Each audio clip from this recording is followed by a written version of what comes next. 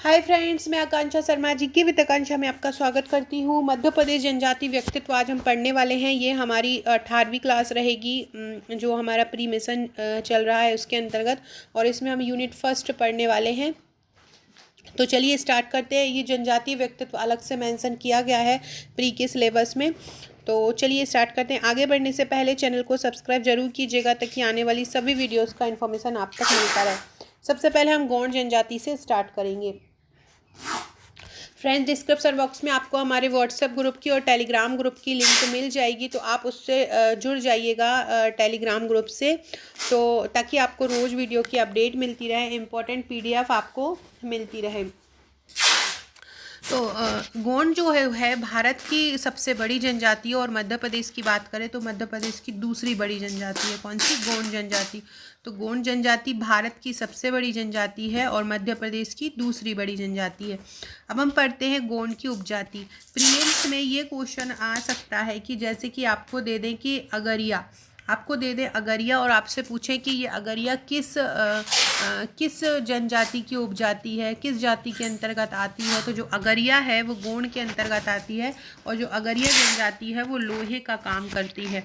जो लोहारगिरी का जो काम होता है वो अगरिया जनजाति करती है, और अगरिया जनजाति किसकी जनजाति है? वो गोंड की उपजाति है।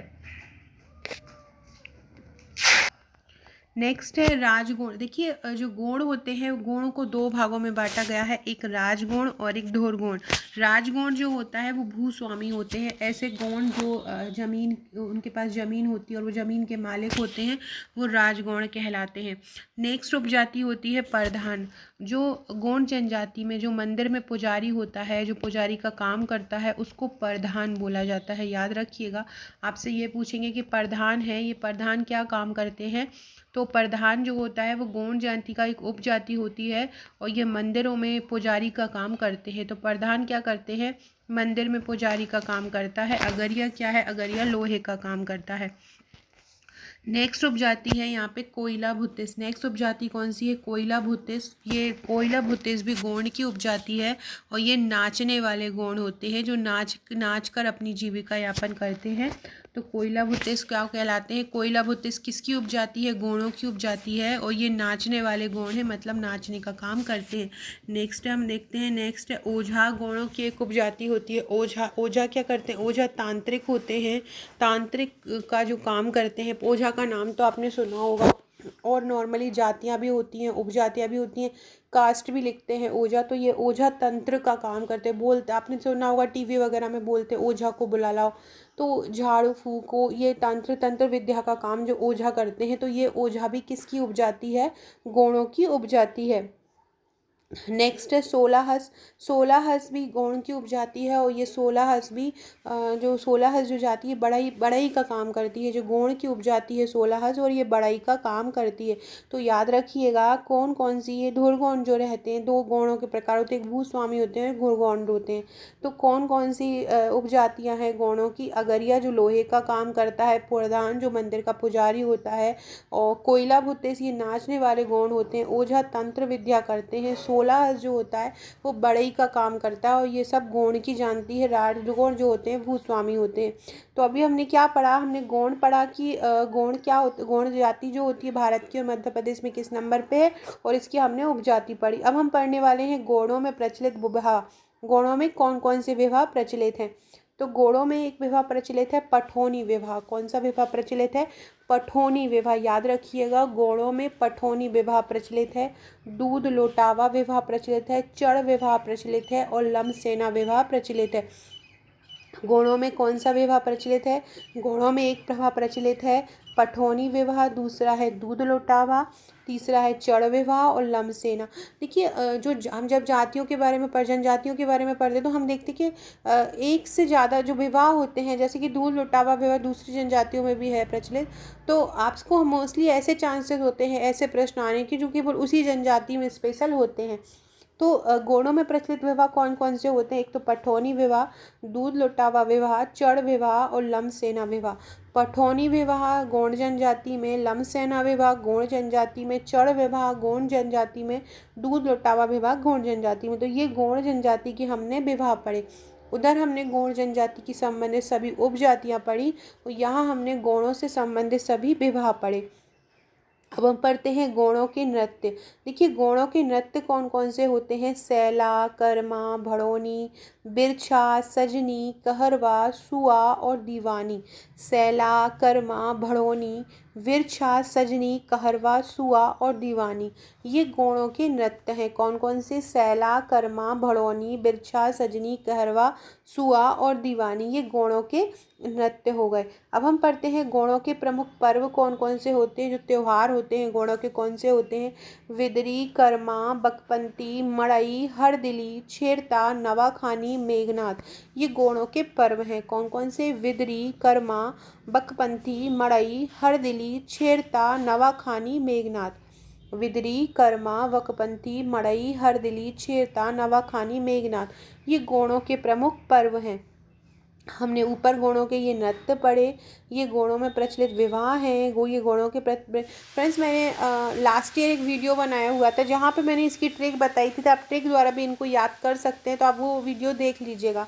तो गौड़ों के नृत्य हो गए कौन कौन से। सैला, कर्मा, भड़ोनी, ऐसे याद कीजिएगा। कोई किसी लड़की को नाम कर लीजिएगा मेंशन कि जैसे कि ये पूजा गौड़ हैं, ये पूजा गौड़ हैं, ये पूजा गौड़ जो है वो सैला नृत्य, कर्मा नृत्य, भड़ोनी करती है, वो बिछिया पहन के करती है, सजनी गाने पे करती है। इस प्रकार से आप कोई भी ट्रिक बनाकर गौड़ों के जो नृत्य हैं वो याद कर लीजिएगा। और फिर गौड़ों के प्रमुख पर्व गौड़ों के प्रमुख पर्व विदरी, कर्मा, बकपंथी, मड़ई, हरदिली, छेरता, मेघनाथ। तो आपको जैसे ये पूछ सकते हैं, जैसे कर्मा नृत्य बहुत इंपॉर्टेंट है, तो आपसे पूछ सकते हैं कर्मा नृत्य किस जनजाति का है, तो गौड़ों का है। विदरी नृत्य किस जनजाति का है, गौड़ों का है। तो इस प्रकार से आपसे वो क्वेश्चन पूछ सकते हैं। अब हम अगला देखते हैं, अगली जनजाति। फ्रेंड्स ये मेरी टेस्ट सीरीज़ है। अगर आपने अभी तक मेरी टेस्ट सीरीज़ ज्वाइन नहीं की है, ये टेस्ट सीरीज़ से क्या है कि आपको एक पर्टिकुलर एक दिन एक टेस्ट नहीं देना है। मैंने टेस्ट सीरीज़ ऐसी बनाई हुई है, मैंने 100 टेस्ट बनाए हैं। 100 हर टेस्ट में 100 क्वेश्चन है, मतलब 10,000 प्रश्न आपको इसमें मिलेंगे।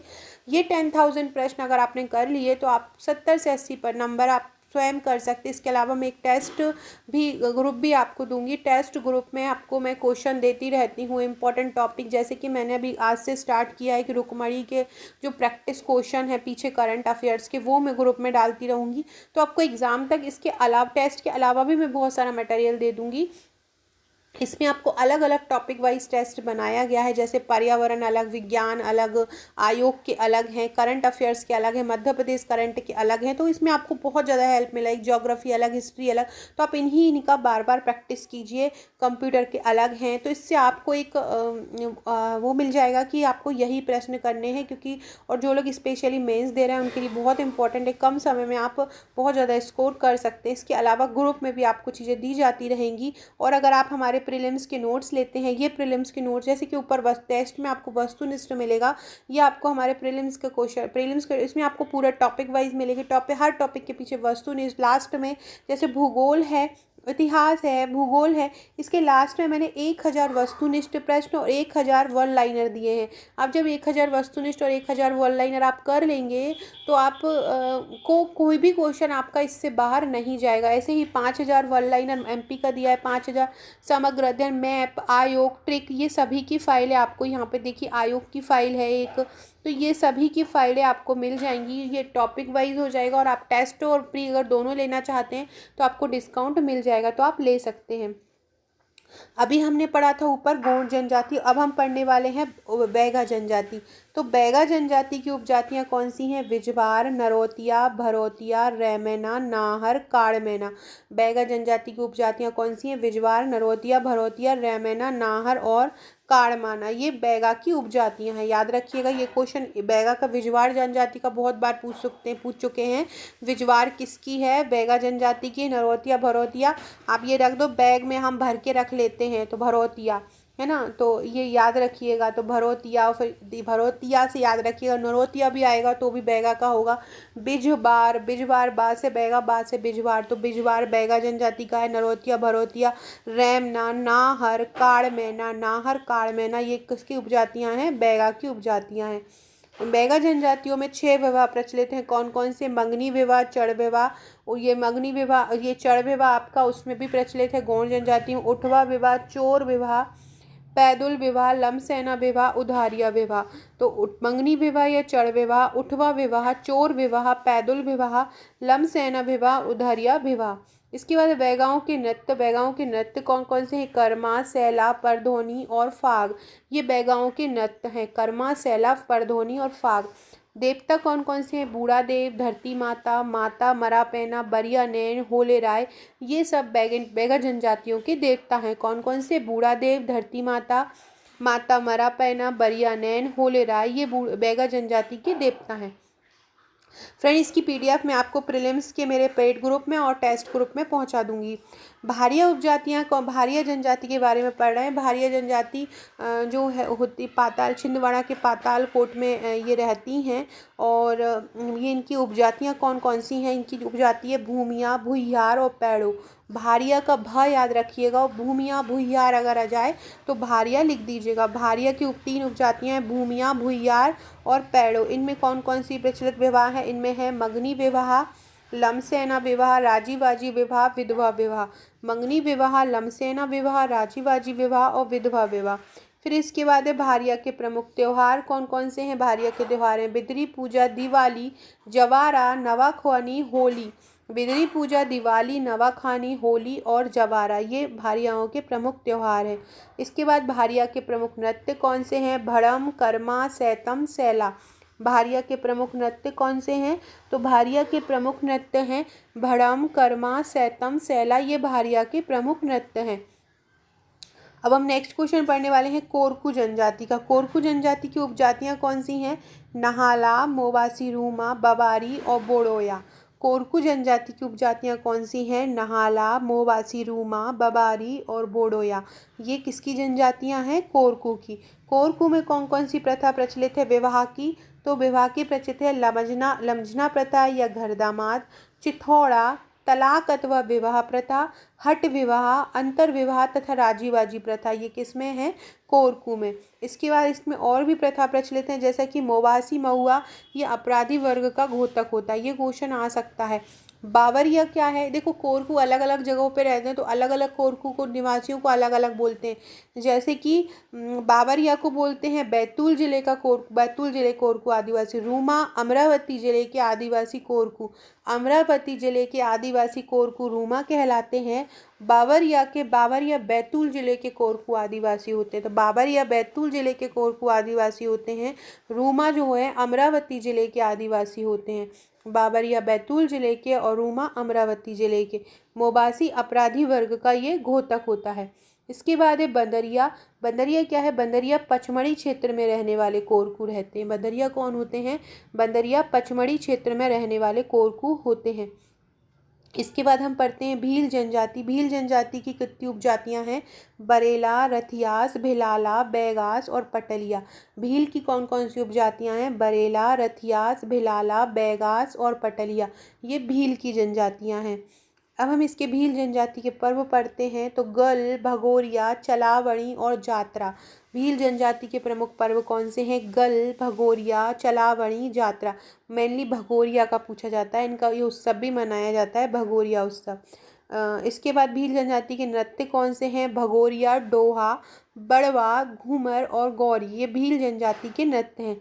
इसके बाद एक कोल जनजाति। कोल जनजाति की 2 उपजातियां हैं, एक है रोहिया और एक रोतेला। ये बहुत इंपॉर्टेंट है, ये जनजाति उपजाति इसकी पूछते हैं। तो कोल की उपजाति कौन सी है? एक तो रोहिया है और रोतेला है। कोल पंचायत को गोहिया पंचायत भी कहते हैं। कोल पंचायत को क्या बोलते हैं? गोहिया पंचायत कहते हैं।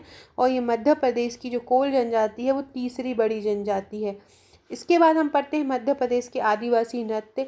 बिल्मा नृत्य जो होता है किसके द्वारा होता है? बैगा गण जनजाति द्वारा। गैंडी नृत्य गोंड जनजाति द्वारा। रीना नृत्य गोंड जनजाति। ये क्वेश्चन बहुत इंपॉर्टेंट है, इसमें से एक क्वेश्चन आपका जरूर में ही बनने वाला है, ये इस पेज में से। छेरता नृत्य मुड़िया जनजाति द्वारा। मुड़िया को वो छेड़ता है, ऐसे आपको या मोड़ी को वो छेड़ता है।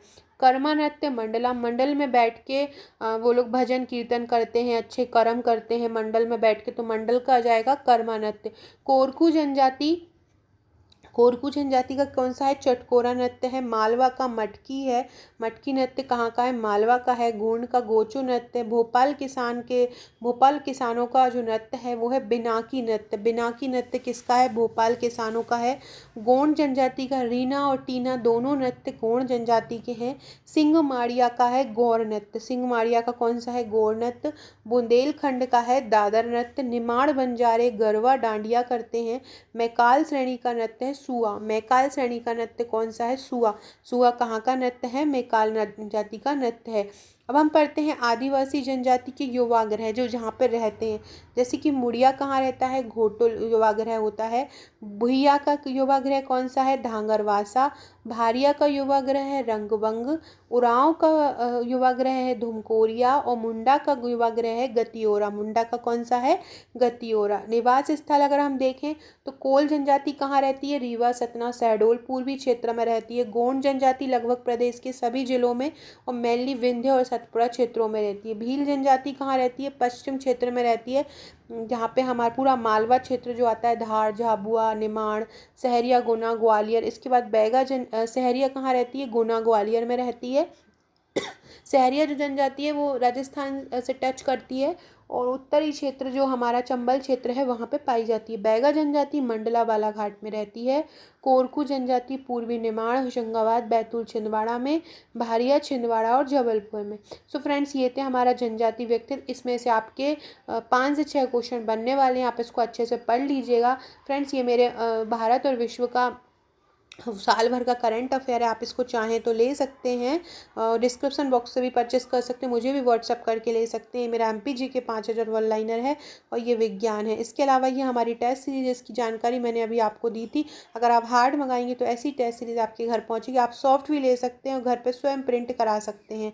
और ये मेरा पूरा पैकेज है जो टेस्ट सीरीज, इसमें टेस्ट सीरीज भी आ जाएगा, इसमें सॉल्व्ड पेपर भी आ जाएगा, प्लस इसमें 3 मार्कर भी आ जाएंगे, प्लस प्री भी आ जाएगा, प्लस पी का टेस्ट भी आ जाएगा। ये पूरा पैकेज लेंगे तो आपको पूरा पैकेज मिल जाएगा। आप सिंगल लेना चाहते तो ये केवल प्रीलिम्स की फाइल है। प्रीलिम्स में आपको 16 बुकलेट मिलेगा, प्लस आपको एक पेड व्हाट्सएप ग्रुप मिलेगा, प्लस आपको जितनी भी ई बुक हैं और हमारा जो भी वीडियोस रहता है उसका PDF आपको मिलेगा। सो फ्रेंड्स, वीडियो अच्छा लगा हो तो लाइक शेयर ज़रूर कीजिएगा, चैनल को सब्सक्राइब कीजिएगा। Okay friends, thank you.